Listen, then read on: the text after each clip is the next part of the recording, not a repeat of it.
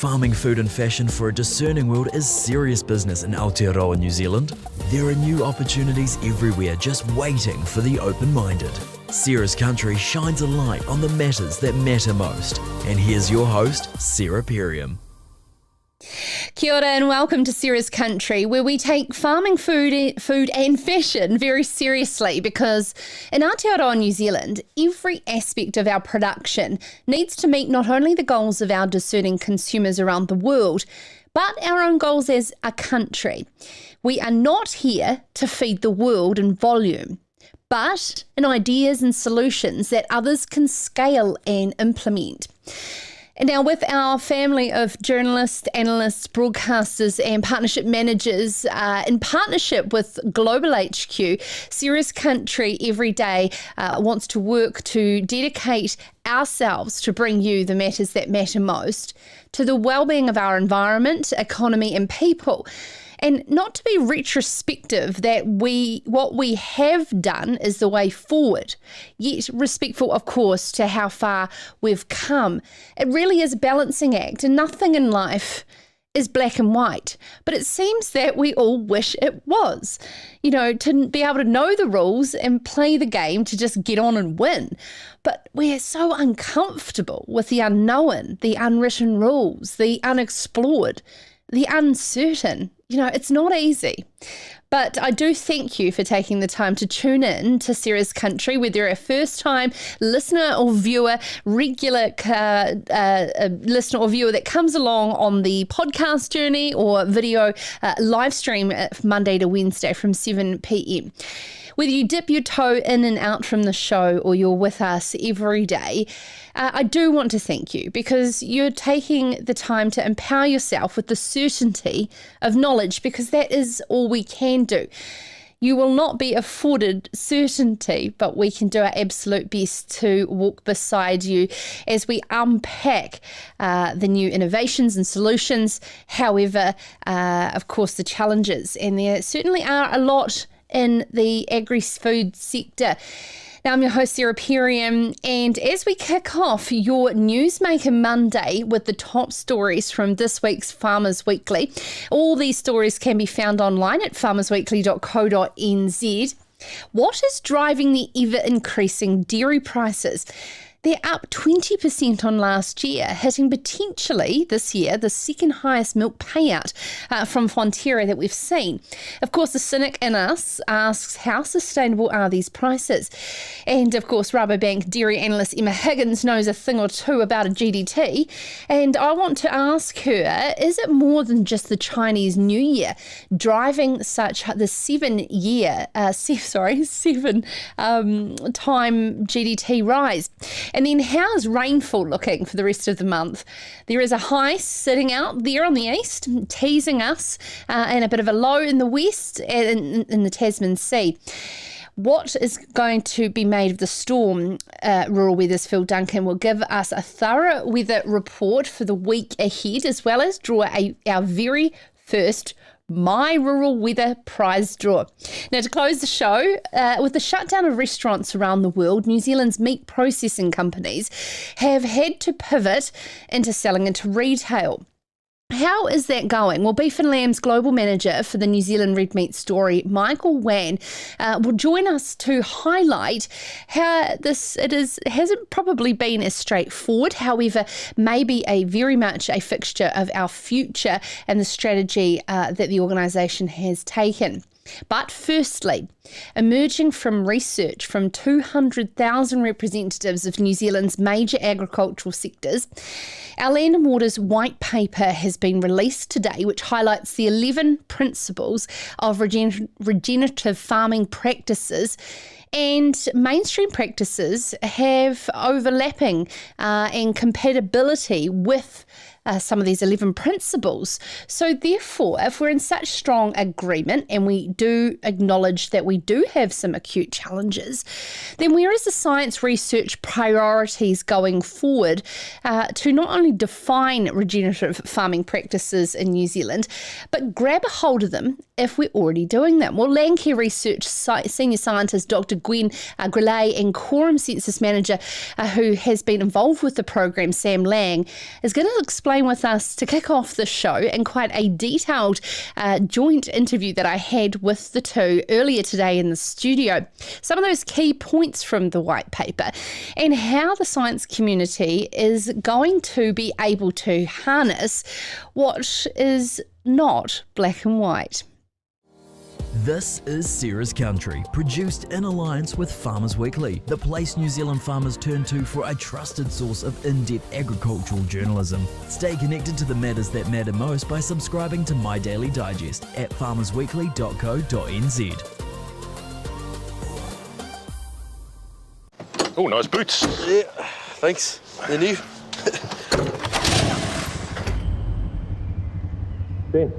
Ben, you alright? Oh, yeah, sorry, mate. Just meerkatting pretty hard, eh?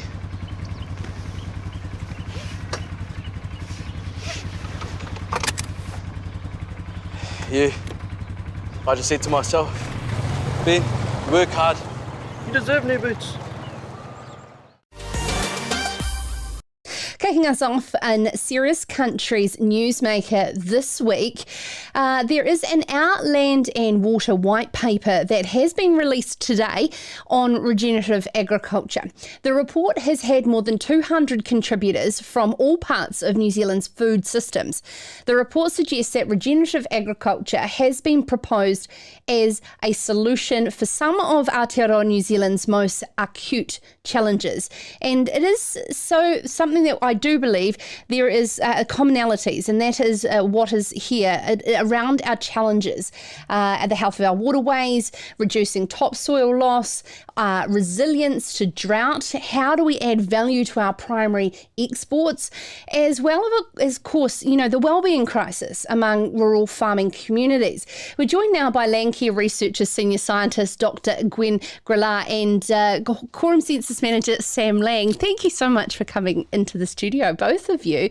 And I mean, what a opportune time to continue the conversation. On Sarah's Country over the last couple of weeks, we've had Maury Leyland Pino and Professor John Hickford on an opinion maker around regenerative agriculture. We've also last week heard from Dave Maslin from New Zealand Merino on the RX framework for ZQ, which I know you have had a lot to do with as well, Sam. So to carry on and the conversation around, well, what is regenerative agriculture? Are we already regenerative? To now see that there is some significant science funding to find the evidence that everybody's wanting to cling on to so much, to get to a point of this white paper stage with Our Land and Water. Sam, can you talk us through what's been involved, particularly in the last year of collecting over 200 members of the farming community's opinion and insights into this to get you started? Yeah, cool. Thanks, Sarah. I suppose this is, for Gwen and I, we've been working together for 3 or 4 years now, so this is a culmination of lots of that work. But I suppose the last 12 months we were looking at what the pathway was to actually start testing some of the ideas and the anecdotal evidence that was coming from the farmer community, and actually develop some research pathways and investment frameworks for that. And what we realised was there was so much uncertainty about the term and the label, which we completely understand that the idea we had, and it wasn't just us, was perhaps we can actually do a smaller piece of work, which we probably thought was going to be a little bit shorter than 12 months, to really set the scene and identify those in a really collaborative way to actually help map out what that pathway could be, which I think we've got there, which is great. Mm. Gwen, as a scientist, how's it been navigating the science community to come to this point yourself? It's been a really interesting journey. Actually, I've personally learned a lot. I think my organization has also learned a lot. It's been a really rewarding journey. So when I first met Sam, it was almost swimming at a counter current, whereas now there is a huge willingness amongst the whole of New Zealand, Aotearoa, to really question what is regenerative agriculture, what has it got to offer to us as a country, and what can we offer to the world. And so what we actually found is we had a lot of support from many people, and a lot of support from the scientific organization. So it's been really quite a rewarding journey. The way we've decided to go about the work with doing that many collaboration with loads of many people has brought some challenges that have exposed some of the organizational and structural challenges that probably we might want to have a look at if we're serious about transforming our food and fiber system.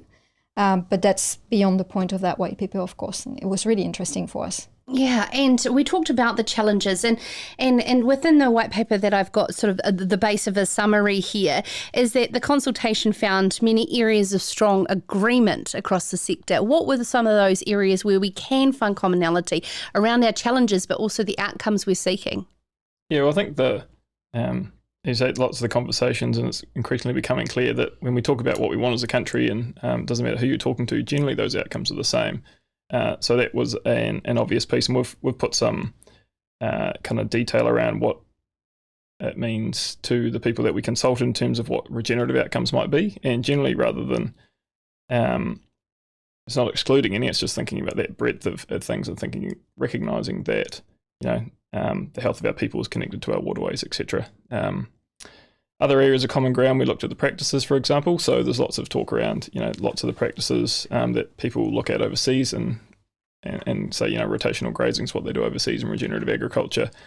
Is that what we do in New Zealand? There's lots of areas where that is the case. And then there's some where the regenerative farming community, which is where I spend a lot of my time, are doing things that you wouldn't call mainstream. And those typically align with a set of farming principles that you'll be familiar with. And some people are around working with living ecosystems and increasing diversity and things like that. So, and finding these compatibilities of mainstream practices across pastoral and arable systems, there seems to be, as we continuously talk about among ourselves, that things we're doing such as rotational grazing and perennial pastures with a mixture of grass and legumes is fantastic. We do that already here. It is compatible with regenerative agriculture, adoption of no-till arable systems. I went to a strip till day the other day. Fantastic what FAR are doing in that space. I mean, there are so many things we are compatible, yet things in terms of high rates of synthetic fertilizers and fallow opportunities with fallowing in arable, that there is work to do. So how do you move forward to refine our current systems as opposed to the science behind something that many say is a fad in the US? Can I ask you to clarify your question? I'm hearing two questions here. One is how do we refine the current system that we have now to make them better? And then the other one is the science that is found elsewhere and coming from overseas studies relevant to New Zealand? Is that, have I heard that? It is, because, to refine something that is operational overseas and say that we are different here in New Zealand, I feel like we want to refine what we currently do and tick a box, but there are some compatibilities and there's some not. How do we create a framework to acknowledge what we're already doing? Yeah, so how we create that framework is beyond the scope of the study we've done. Right. So what we were really trying to identify is what was really the top priority, where we should invest our efforts. And that is one of the top priority that came out, which is we are aware that there are loads of practices that have been tested overseas. Are they applicable to New Zealand? And if they are not, can they be adapted to suit our different context? And it goes beyond looking at what's overseas versus what's in New Zealand. It also looks at what might work in Otago or in Hawke's Bay or in Canterbury. Everything is very much context specific. That's one of the principles that emerged from the consultation with the practitioners, is that really each farm is unique and the context is unique. So departing from the one size fits all is one of the key principle that we exposed.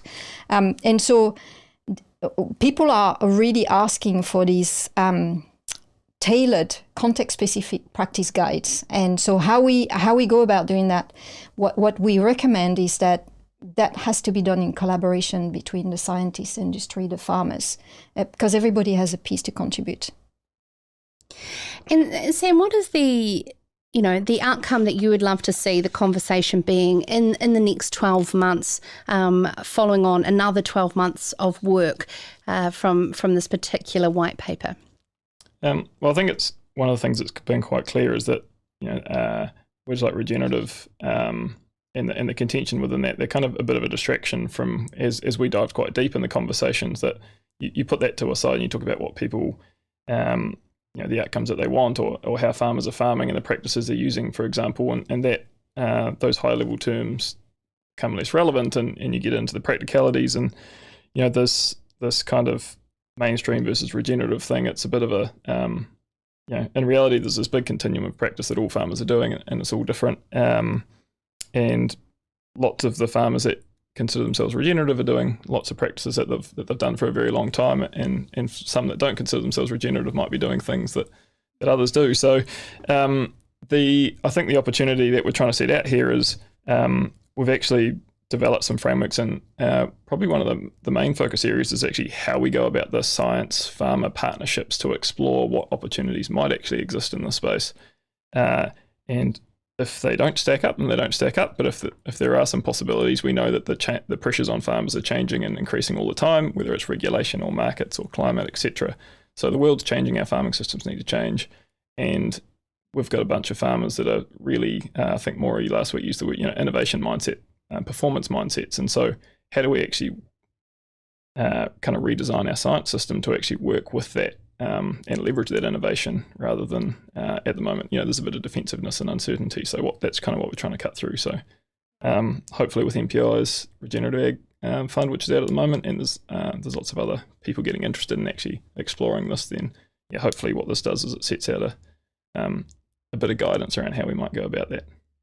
Yeah, you talked about the structure of the science community and also our industry structures to be able to accommodate the term, so to speak, but let alone the scientific research into this way of the life cycle and the ecosystem of a farm. It's very different from the outcomes that we normally do with our science research. Can you explain to our audience about why it is so difficult for our science community to get their head around?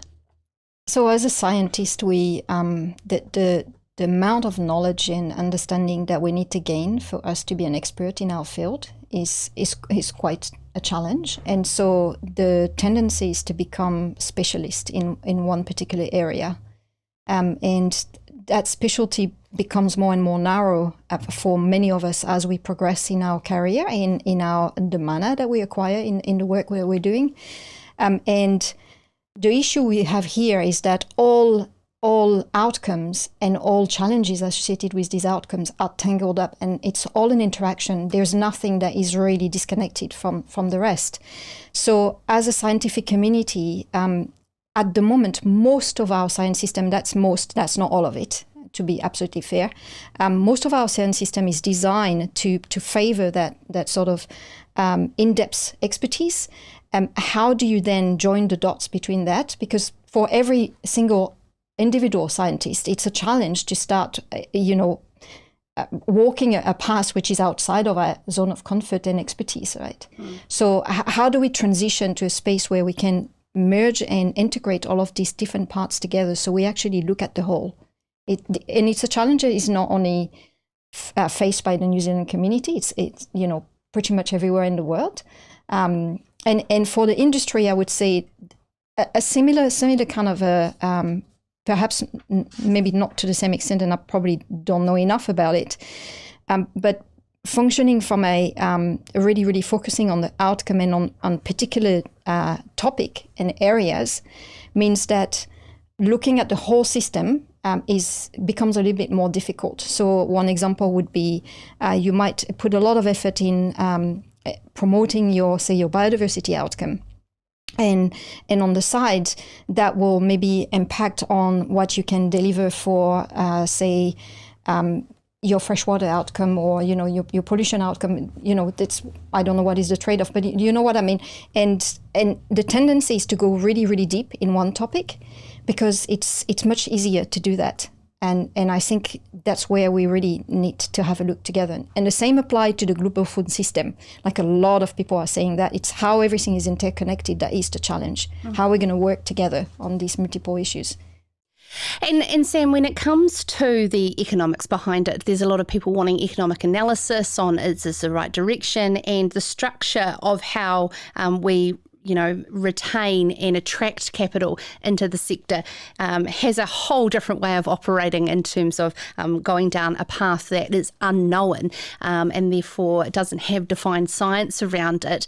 Is part of this, or where will it be that there will be financial modelling outcomes with profit margins because of lower inputs, etc., and tangible examples for farmers to feel confident that they're either on the right track already or there is more work to be done and it does have a payoff? Yeah, I don't know if I'm the best person to ask about who and where that work's going to be done. I guess personally, I'm one of my jobs is working with farmers all across the country that are playing in this space. So I hear about, and sometimes I see numbers and we call it anecdotal evidence at the moment, and you see positive things, but can that be extrapolated to other farmers? And I think what you're getting at there is there's a lot of risk associated with doing something unknown. So how do we de-risk that so farmers can have more confidence in trying something different if that's what they want to do, or on the flip side, just increase their success? Because inherently, what we're seeing is that with the innovation, there's a lot of failure and learning that come along before we get to the point where these systems sometimes function. So yeah, I guess that's just got to be part of the work we do. And I suppose one of the kind of methodologies that we've been working on is, rather than trying to set up a whole lot of demonstration and model farms and that, and start in year 1 and take to year 5, and because it's things take a long time to shift at times, then can scientists actually get alongside farmers around the country that already have some historical data, what they're currently doing and where they're heading, and can we actually learn a bit faster and use that kind of wide and diverse body of farm knowledge and experience to do that. And that's not easy, because then how do you control for all the different things that farmers are doing? And that comes to some of our recommendations in here around actually focusing on individual practices can potentially be quite misleading because they're so context specific, like how one farmer cover crops in Southland might be very different to Northland or Central Canterbury, for example. So are we better to focus more on the principles that farmers are trying to apply and work with that? So are they working with diversity? Are they working with soil health in a certain way? Or we could extend this concept to how they work with their staff and teams and families and goals and things like that as well. It's all relevant. So not an easy question and not a simple answer, sorry. No, and I think that is one thing that has been an outcome from this interview, as well as the previous ones of the last couple of weeks, is people are trying to clamber to a black and white, because that's what we're so used to in the science community and the financial community, of how we operate to make decisions. And when it's grey, it's scary. However, when, if it's of environmental benefit, it should reap economic rewards in a long term. But we've built a model that's so short-sighted in our decision making. Actually, just to concur on that point, one of the things that we found from the group that work on the economic side is that we probably need to start really taking other kind of metrics much more seriously in our economic assessment. So the value of natural capital, for example, is something that we usually don't account for.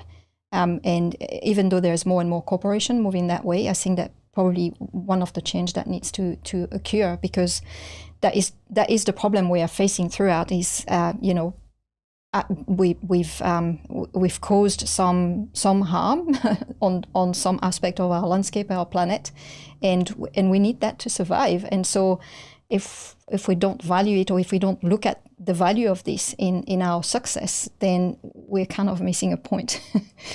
That's my opinion, and I think that's the opinion of many others. Yeah, absolutely. Wouldn't it be great if we were incentivized to retain our soil carbon just as much as our, nutrients and things like that as well? Well, that is what's really exciting, because there's a whole raft of other economic ventures that are coming up and looking at how can we value this natural capital. without going onto a system of subsidies, which we know have got loads of flaws. And, reward force or carbon, for example, or biodiversity outcome or freshwater outcome, that's something that is not totally in science fiction and possible. It could be in the next few months to years. So it's very exciting. And what you mentioned before about the not having a black and white, but having a gray, I would kind of even go further and say this is a continuum. So instead of having a polarized discussion, which I personally find quite destructive, having the concept of a continuum where we all have something to contribute and we all have slightly different main priority outcomes, but we're all going towards the same goal is really, it brings hope to me. And I think that's what we all need to move forward, yeah? Sam, just before we go, it's been an absolute pleasure having you both in studio with me. But when it comes to the likes of the work that New Zealand Merino have been doing with creating a framework that, so their suppliers such as Allbird and Icebreaker and Smartwool, they want a definition to, of course, attract a premium because the word is of fashion to consumers internationally. What was quite rewarding was the fact that if you were on a path of regeneration and any aspect of your business, you tick the box. And so instead of wanting lots of little boxes to tick, the fact you're on a pathway to some form of improvement should be enough. Yeah, just to be clear, I'm not part of NZ Merino formally or anything, although I do work in the same office. So, and I haven't actually listened to Dave's interview from last week yet. So, but yeah, I suppose that's kind of part of what gets people excited, and that's why I think we've experienced like quite a lot of really positive energy going about this process of with a lot of people involved, which again has its challenges, but we're often getting emails afterwards saying, oh, what an awesome conversation that was, even though we were taking them through a kind of sciencey-ish process. They just love the discussion, the exploration, the kind of the possibility that we're chasing. And that solution focus, rather than focusing on the problems, focusing on the solutions, what we can do about it. I think that's part of that RX framework that they have, which is continuous improvement oriented. I think that's quite in line with a lot of that kind of that mindset, if you want to call it that. So, I think it's a positive step. But I haven't looked in depth into that, so I won't comment any more on it. No problem. Thank you so much. And sorry if I did allude to the fact that you were involved in that process before. Sam Lang from Quorum Sense and Dr. Gwen Grelet from Manaki Whenua, Landcare Research Senior Scientist on the Our Land and Water white paper on regenerative agriculture. Just taking some time to get in more in depth with the two while we have them here in studio. Now, I'd love your thoughts if you're watching along live from what you've heard from both of them. The conversation that we are continuously having on Sarah's Country is because it is a hot topic, and a lot of people want to understand that, what is it, how will it affect my future, whether you are in a farming business or whether you are in the support roles of New Zealand's food and fibre sector. I'd love your thoughts. We are live here on Sarah's Country's Newsmaker Mondays, and up next we are going to learn about what's driving the ever-increasing dairy prices. They're absolutely incredible, but are they sustainable? That is the one thing that Rabobank Dairy Analyst Emma Higgins will explain up next. This is Sarah's Country. Catch the latest on the matters that matter most wherever you are. Listen to Sarah's Country on Spotify, iHeartRadio, Apple or Google Podcasts. Try asking Alexa or Siri. Play Sarah's Country on podcast.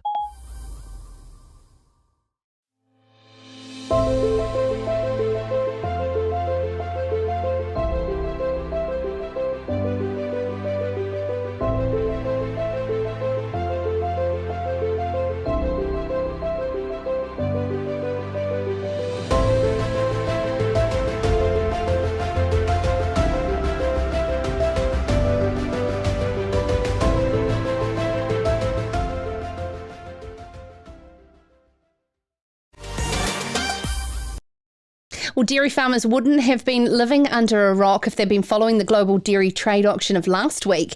That's showing a 7-year high. The strong demand from China on whole milk powder prices are driving it, boding well for an even stronger payout this season.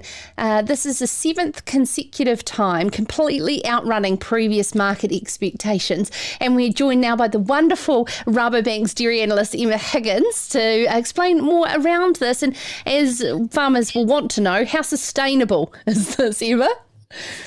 Yeah, absolutely. Look, it's the $1 million question, right? Look, first things first, it has been, as you've said, a really great run for dairy commodity prices over the course of this year. And I think farmers need to certainly take stock of that and enjoy the good times while they're here, because certainly for this season, we are expecting to see a very strong milk price. And in fact, we will be upgrading our current forecast, which is $7 at the moment. And we will certainly be lifting that more in line with Fonterra's top end of the range as we progress through the coming weeks. But look, it is a really good result, and it comes down to the fact that we have seen very strong demand out of China.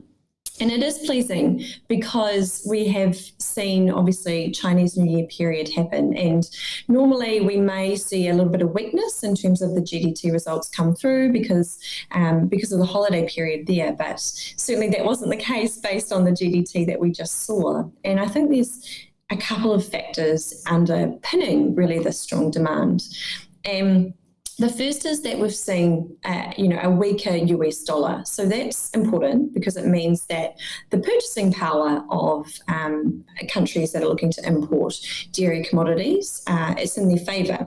So we've seen in particular with China, the price of local milk really be at a premium compared to the imported product, which comes from New Zealand. So that's one of the factors there. And the other thing is just really what's happening within China. There's a lot of dynamics there that are at play with high feed costs and a milk pool that's really targeted towards the liquid milk side of things. So it's all, in summary, great news for New Zealand farmers for this season. I mean, the eyes are on that peak of an $8.40 milk price in April 2014. They're talking a second highest Fonterra payout in 20 years, potentially. You're saying sort of rising your forecast, but are we going to crack that 8, do you think?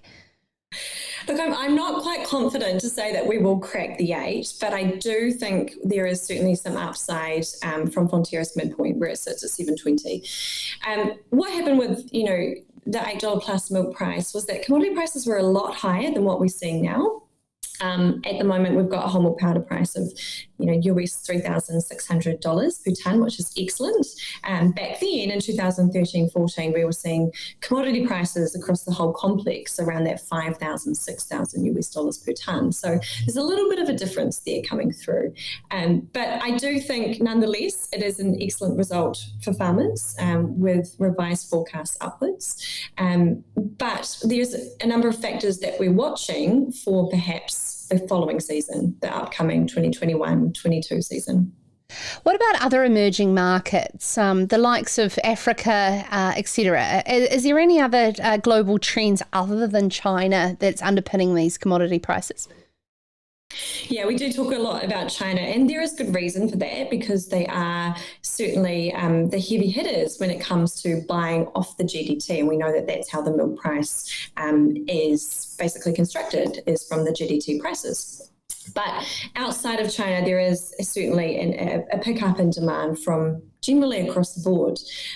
You mentioned the Middle East, and we have seen that come through in certain specific commodities recently around the fat side of things. But what we're actually seeing is strong demand out of Southeast Asia as well for powders. And that's really interesting because what we tend to see at these commodity price levels is Southeast Asia tend to stand back a little bit when we're reaching these kind of thresholds. So it's great to see, particularly in the last GDT event, that there was strong buying activity from Southeast Asia.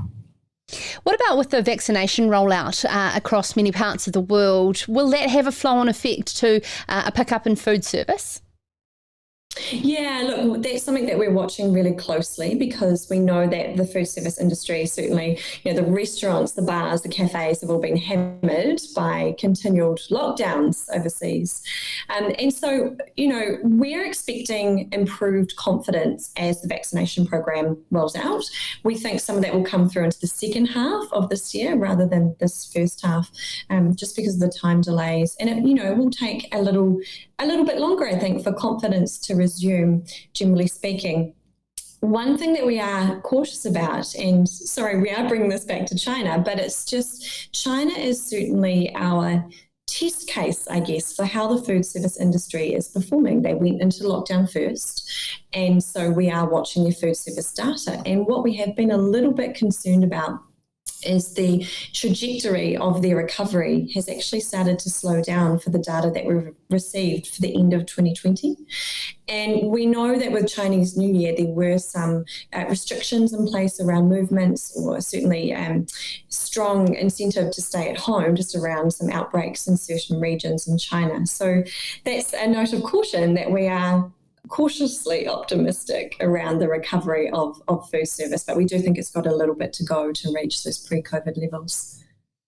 Thank you so much, Senior Dairy Analyst for Rabobank, Emma Higgins, joining us in there to put some context behind the numbers when it comes to a very rapidly rising GDT and, of course, the flow-on effect to what the milk price will look like going into next season. Now, after the break, providing more detail behind the headlines, and this is your weather headlines. RuralWeather's weather analyst Phil Duncan will be with us shortly on the latest, but also, too, who is our lucky winner this week who has put forward their location to get a personalised weather report from Phil.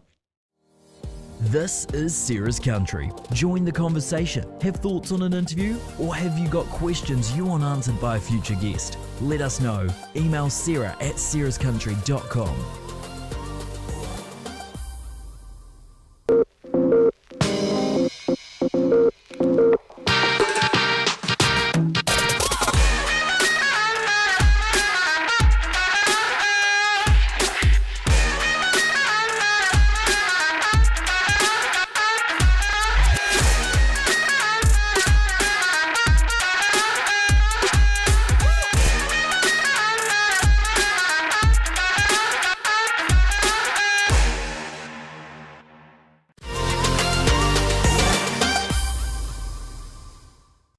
Well, according to the Rural Weather website, ruralweather.co.nz, there is a high pressure dominating out in the east of New Zealand, while a small but potent low from the Tasman Sea moves into the west coast this week. For more on this, our weather commentator, Mr. Phil Duncan.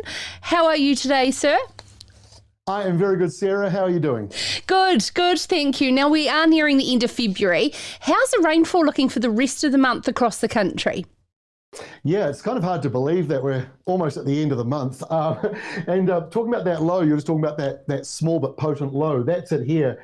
Heading towards the lower South Island. It's coming in for Tuesday and Wednesday morning, mostly for the west coast. So they've got a fair bit of rain, and Met Services now today indicated a chance of some severe gales as well, which wouldn't surprise me as that moves in. But you asked about rainfall. So this is the rainfall for the rest of February, right through till midnight this coming Sunday. And it doesn't look like much rain. Central New Zealand, 0 millimetres for the rest of the week.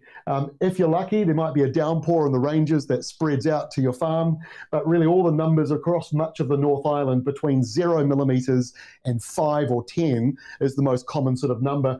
Bay of Plenty, perhaps slightly better chance of getting up to that 10 millimetres because the easterly winds are going to be kicking in for the North Island, very La Nina-like. And then you can see that low in the Tasman coming into the west coast where they've got anywhere between 50 and 150 millimetres of rain, and some of that will spill over into Southland, Otago and Canterbury. Obviously, the further inland you are, the better the chances are. But the coastal areas, again, 5 millimetres sort of maximum coming up over the next week or so. So it's definitely a wet event for the West and South Island, but for everybody else, we're still in that drier than average pattern. And heading into March, there is certain things that farmers really focus on, particularly hotspots such as facial eczema on farms across New Zealand. So is it a bit of a mixed bag, and how is March looking in comparison to average? Yeah, well, facial eczema certainly is an issue. With the rain we had last week, and it was so humid, that was definitely an issue for a time, but we've had this run of dry weather. As we go on towards March, what we're likely to see, this is the sea surface temperature map. I quite like it because it's pretty, but it shows you the extreme. Up here in the darker red, that's 30-degree sea surface temperatures. Then you got down here in the dark blue, 4 degrees. What you'll notice is there's that sort of La Nina thing where it's warm at the north, but it's also being pulled down in eastern areas as well. And that does bode well for some rainmakers. Look at this map. This is around about the 4th of March. And I've drawn with my amazing handwriting the numbers of the lows. And all around northern Australia, there's a couple of tropical cyclones up there. Number 2 especially looks like a tropical cyclone. A weaker low up there. The Tasman Sea has a low in it. We've got another low just south of Tonga, another one just east of the South Island, and then another one even further so out towards the Cook Islands. So that's a very busy tropical map, very much in line with this time of the year going into March. Sea surface temperatures at their highest, a better chance of making lows and rainmakers. So I think we might have some chance of getting some rain in there, but facial eczema might be more of an issue in March because we're likely to get higher humidity with setups like that one. Yeah, and humidity, of course, is one of those things that you can track on ruralweather.co.nz. And any of the maps, if you are listening along on podcast, you can also get at ruralweather.co.nz, but also make sure you follow the Facebook pages as well, Phil, so you can actually watch this video of our interview just as much. If you were following along last week, you would have seen I have a really wonderful mug here. It's got the words "Proud to be a farmer," and it is one of those great enamel camping mugs, a good smoko mug, you'd say. Thanks to the team at Global HQ. They've given me one to give away for the rest of the year every week, thanks to our partnership also with Rural Weather. So Brett from Drury, I drew out. He sent in his address. So let's work out how someone like Brett can get a very detailed, personalised report for their weather at Brett's place. Absolutely. By the way, Brett, those mugs, you can drink anything in them from hot to cold. I've tried, I've got one myself. So yeah, Ararimu, which is in Drury in Auckland area. So this is Brett's area where you live, and it's a good classic sort of area between Auckland and Waikato where it's very hilly. It's a beautiful farmland in there, but you got all the Hanua Ranges, the Bombay Hills, and even the Coromandel Ranges all in the way. So when you're trying to work out the weather, Brett, you can go to our website. It's got Ararimu in there. You can find your very nearest location. And what I've just showing you here is really the snapshot of the week ahead. And it's showing in the grey a fair bit of cloud coming in, which we've actually noticed today after a big run of completely sunny weather. The clouds come in more so this week. Pretty warm, highs in the mid-20s, overnight lows in the mid-teens. That's a good setup. And the pale blue you see here, that's just the chance of rain. Dark blue indicates rain total. So you don't see any dark blue because what we're showing is just the risk of maybe a shower. Now on the detailed part of the page, when you scroll a little bit further down, you'll see all this detailed data. Every one of this, you can click on every day, and on every section, you can then expand. What I'm interested in here is the air pressure. We're the only website in New Zealand, New Zealand-based site to have air pressure in there as a forecast for your local area. So when we're looking at Ararimu and Drury, you can see 1025, 1023 hectopascals. That shows that even though there's a risk of a shower, that air pressure is very, very high. And what I've done here is you've clicked on one of the days. So you can see hourly, hour by hour, what that air pressure trend is doing, which is really useful for, say, like the west coast of the South Island at the moment with that low that's on its way. The other feature we've got, if you go back to the top of the rural weather page, you'll see the fog cloud button. And this is really good at working out just more than the cloud cover, but what does that mean in the sense of like potential for fog or low cloud? And interestingly enough, we actually have for Ararimu and Drury a possible fog low cloud risk at 5 in the morning on Thursday the 25th. Now, I'm not sure if it'll be foggy or not because there's a bit of a breeze blowing around at the moment, but 6 km/h winds, that means that there's a good chance that you'll get low cloud or some fog. My guess is it's just some low cloud. But that's another feature we've got on there which is exclusive to our website. And the final thing for you, Brett, is the temperature part of the top of the page. This is really cool because there's a lot of information packed into this. The green, the big green area you see, that's humidity. So you can see the sort of dorsal fin effect of afternoon heating where the humidity drops, Nighttime comes in, and just before dawn, it's at its highest. That's when you've also got the highest chance of that low cloud and fog. And the red line you see on here, that's what we call the humidex, or the feels like temperature. They use this right across Australia, across Canada, and it was in fact the Canadian Met Service that helped us build it.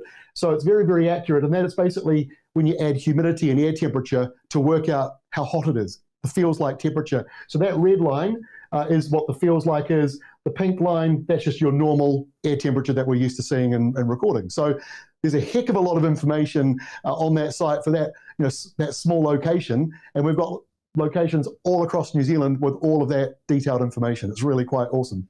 Absolutely. Thank you so much for such a detailed report. Brett follows Cirrus Country very closely, so I know he will take a lot of information from what you say. It was interesting you say that feels like. The other day I was watching our more mainstream weather reports as we get on our bulletin news, and they have, one layer and two layer, and I thought, golly gosh, how dumbed down have we got to tell people how to dress these days, Phil?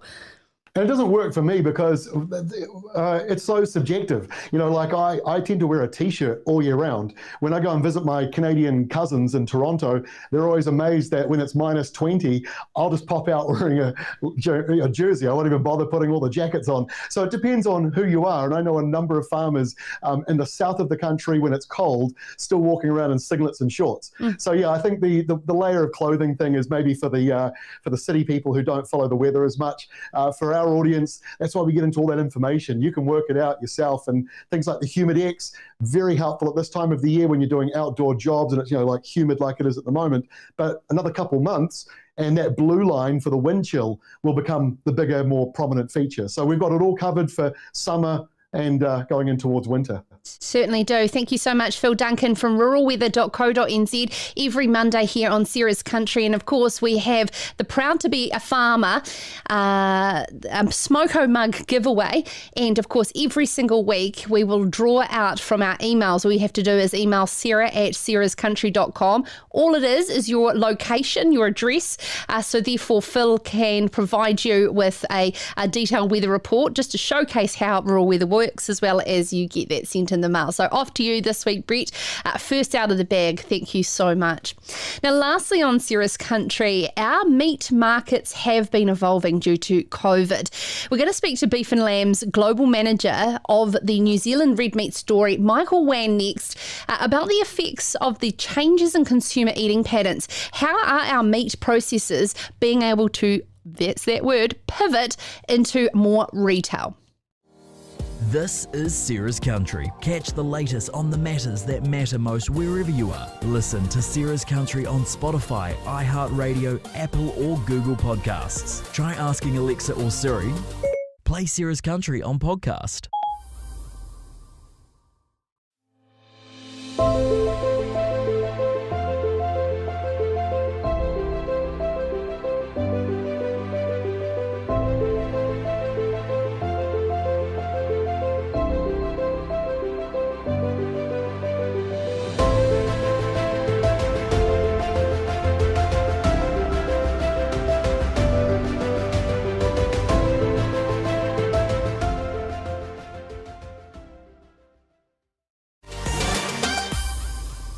Thank you so much for taking the time to tune into Cirrus Country's Newsmaker Monday.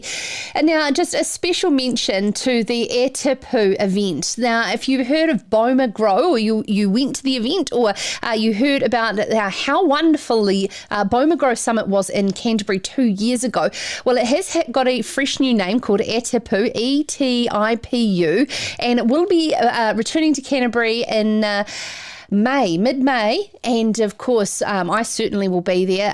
Some incredible, inspiring speakers from not only here in New Zealand but around the world, and they're doing things very, very differently, virtually bringing in speakers from around the world as well to the big stage.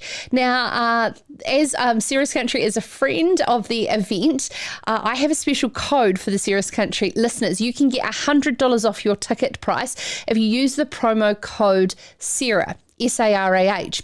And you can only get this for a limited time on the early bird ticket. So go to Etipu, E-T-I-P-U, and make sure that you take advantage of that. And I will see you there. I look forward to welcoming those who from outside of the Canterbury area. Of course, acknowledging today 10 years on from the devastating Christchurch earthquakes. If you were affected by them, our thoughts have been with you all today. And what was a monumentous event 10 years ago. Every single person in New Zealand remembers where they were on that day. And 10 years on, I must say, I am excited to call myself a resident of Christchurch, and proudly so. It is a vibrant city again, and it is the most resilient people I have known outside of course, the rural community of New Zealand. You guys are the best. Now, this week's front page story by Neil Wallace reported that the changing eating patterns we've seen by our global consumers is a response to the COVID-19 pandemic, of course, forcing meat exporters to shift their focus to more retail markets from, of course, restaurants, which have been closed in many parts of the country with lockdowns. Now, it has required more stock supplied out of season, and it's been an interesting journey. Beef and Lamb's Global Manager for the New Zealand Red Meat Story, Michael Wayne, joins us now. Michael, reflecting on the last 12 months, the red meat sector usually has been pretty slow to move. However, the last 12 months has seen the needed collaboration potentially. Sarah, thanks for having me on the show.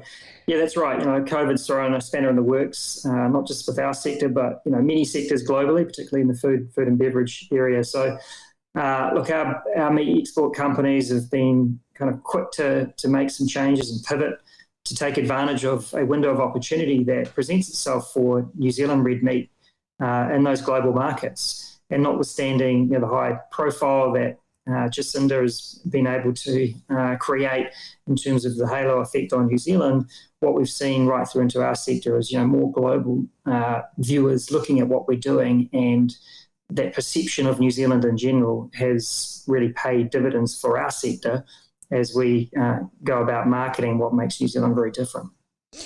Can you talk us through the challenges of retail versus food service and what the specifications, the different margins, things you have to think about that are quite unique to retail? Yeah, I'm not super close to the margin side of things, but look, food service in that sector is primarily driven or incentivised by price. And so, to run an effective business or a restaurant, the buyers of meat are, incentivised to buy meat at low prices and sell their plated goods at high prices. So there's always a challenge there for meat companies to extract the margin. However, there are, margins to be gained. On the consumer side of things through retail, there arguably is greater opportunity for companies to make higher margins because if you get it right in terms of the consumer offer, those consumers are generally prepared to pay more for what you offer if you meet those attributes and value drivers they're looking for than perhaps what you might find through the retail, the food service sector. The one thing, though, and particularly with our lamb, is it's a type of meat that less than 3% of global meat consumed in the home. It's an unfamiliar meat to a lot of our markets. And so that sort of cooking education for that in-home dining experience that they would expect from a restaurant makes it challenging. Challenging, but I'd sort of flip it on its head and say it's an opportunity. And that's why through the Taste Pure Nature program that we've been running through Beef and Lamb, we've invested a lot of time and energy in content creation. So recipes, education, inspiration, particularly through digital formats, and sharing those ideas with consumers or newfound home cooks, we'd call them, who may have happened upon lamb because that may have been the only protein they could buy in the retail supermarkets, but taken it home. And so we're providing inspiration and education on ways to successfully cook with New Zealand grass-fed lamb.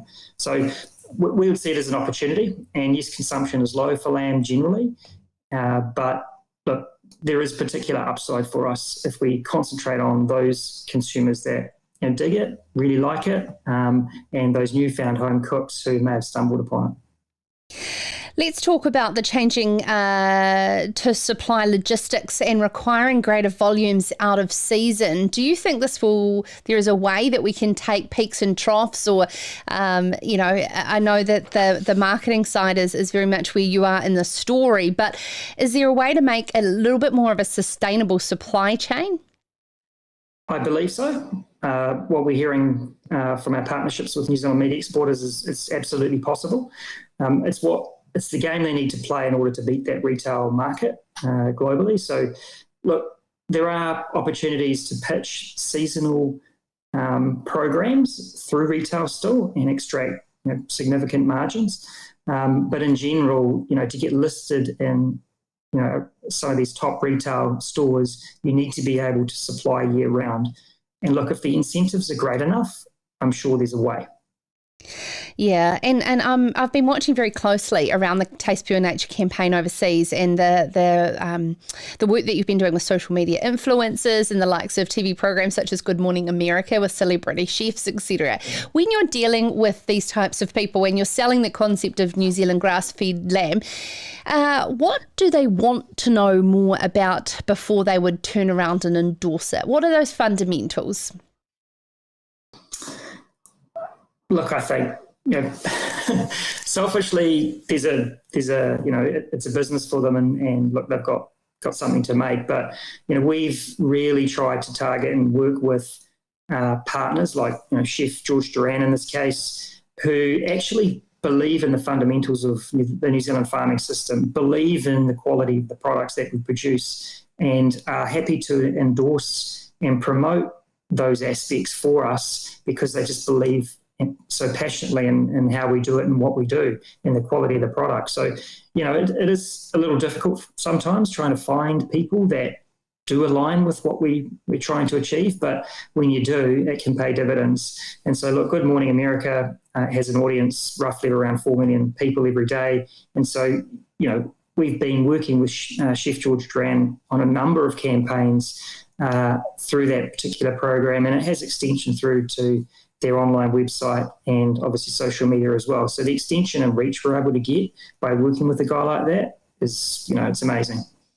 And of course, the Chinese and US markets differ a lot when it comes to their diets, the way they like to cook, the different cultural elements around eating and home. And how have you been able to differentiate retail or e-commerce marketing into those two different markets? Yeah, so we're targeting a consumer segment called the conscious foodie, and absolutely what drives the conscious foodie in the US is slightly different to that of the Chinese consumer, Chinese conscious foodie. And so, in terms of the cultural aspects in China, they're very driven, the conscious foodie is very driven to be around family and this idea of family and the passion and love for cooking for others. And so, one of the key insights that we've gathered over the last wee while is that they're pretty familiar with Chinese ingredients and cooking, typical Chinese dishes using beef and lamb, perhaps not, always grass-fed, but they feel pretty familiar with that. Where they've asked for help and support is in help getting them to understand and educate them around cooking successfully more westernized dishes. And so that's an area of focus we're going to be putting in over the next 12 months or so, is creating content and recipes and ideas and sharing it through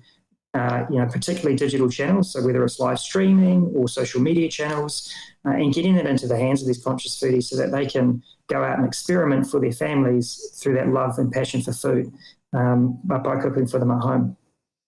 We talk a lot around, farm assurance plans and accrediting the great work that is happening on sheep and beef farms here in New Zealand. Michael, at the coalface of dealing with our consumer markets, what message do you want to send to sheep and beef farmers of how important it is to give assurance around our production system and what we're doing on farm? Oh, it's absolutely critical.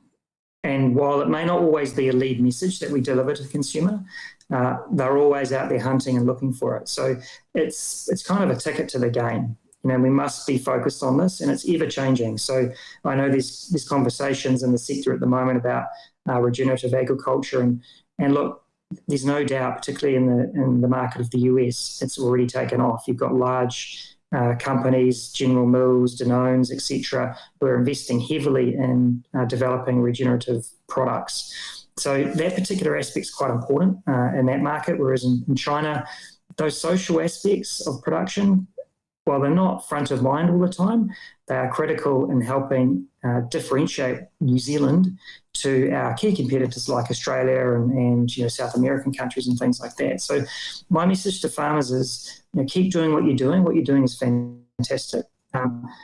Get in behind the programs and the systems that are being developed for you to help move you to the levels and the places where we need you to be. Because as I said at the front, there's plenty of opportunity for us to make inroads, really establish New Zealand's position in a different way, and to ultimately reap greater returns and value from the fantastic product that they produce. Hey, thank you so much, Michael. That's Michael Wan joining us there from Beef and Lamb New Zealand, and of course heading up the New Zealand red meat story. Now, that's all we've got time for tonight on Serious Country. It's been an absolute pleasure having you along with us, listening on podcast, which is growing in popularity across the globe, actually. I'm getting some incredible emails daily, so please do email me if you have any feedback on the show, if you've got a guest or a topic you'd like us to discuss, sarah@seriouscountry.com. And, of course, also if you want any links to anything that we have discussed on the show, and also seriouscountry.com, you can go back and watch or listen to any of the interviews on demand. Now, tomorrow we have our Opinion Makers show, which has been gaining in popularity since we launched early in January this year, the new format, which is a way for us to unpack over an hour one particular issue or theme. And we've selected this week the many headwinds that the venison and velvet markets are having around the world on our deer farmers here in New Zealand. They had a very rough year in comparison to our other product categories affected by COVID-19. And then also here domestically, environmental challenges that certainly are a bit different for deer and how they're going to navigate it. I spend a lot of time with the deer industry and the deer farming community, and I certainly know they are pioneers in a lot of ways, particularly in environmental management and, of course, collaborative partnerships. So we're going to deep dive into what has seen more improved opportunities for this pioneering industry and how they have been able to absolutely collaborate. Rhys Griffiths will join us, Velvet Marketing Manager for Deer Industry New Zealand, to discuss an initiative where 3 companies marketing deer velvet antlers in Asia have come together to form a coalition to see velvet as a health food ingredient in China. Processing company Silver Fern Farms has been selected to work with Deer Industry New Zealand to develop a venison marketing project in China, and Nicola Johnson from Silver Fern will outline the plan. Then on the panel, it's unclear how deer farmers are going to meet emissions targets, but they are determined to do their part. Mark McCord, the Executive Committee member of Dairy Farmers Association, and Phil McKenzie, the Manager in Farm Performance for Deer Industry New Zealand. Live from 7 p.m. on Tuesday, your Opinion Maker show, and of course on podcast. But in the meantime, take care of yourself. Go well. Ka kite anō.